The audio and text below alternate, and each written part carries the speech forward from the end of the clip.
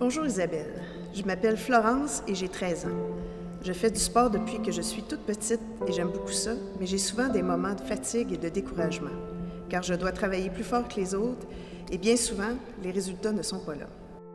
Depuis 3 ans, je fais du trampoline et en compétition, quand je n'atteins pas l'objectif que je m'étais fixé, ça me fait mal à l'orgueil. Dernièrement, je ne me suis pas qualifiée pour participer au championnat de l'Est du Canada et j'étais vraiment triste. Suite à tout ça, je me suis demandé si je voulais vraiment continuer à faire du sport.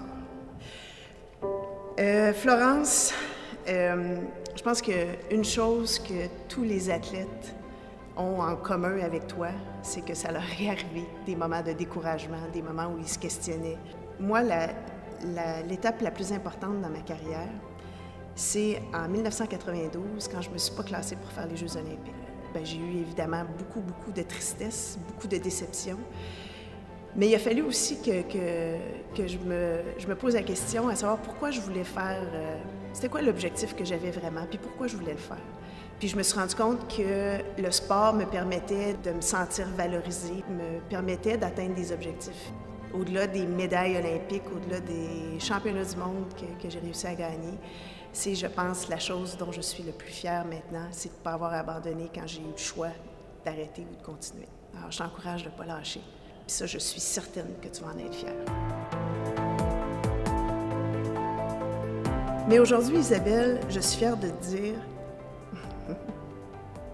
Je m'excuse. Mais aujourd'hui, Isabelle, je suis fière de te dire qu'après y avoir pensé, j'ai finalement décidé de continuer. Car j'aime vraiment beaucoup ça. Oui, parfois c'est stressant, mais ça fait du bon stress et ça me permet de me dépasser.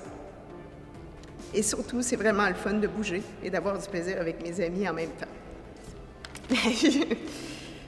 Je suis tellement contente de voir ça puis de le lire, parce que c'est ça. On le fait pour soi, on le fait pour se sentir bien, on le fait pour être en santé. Mais chapeau.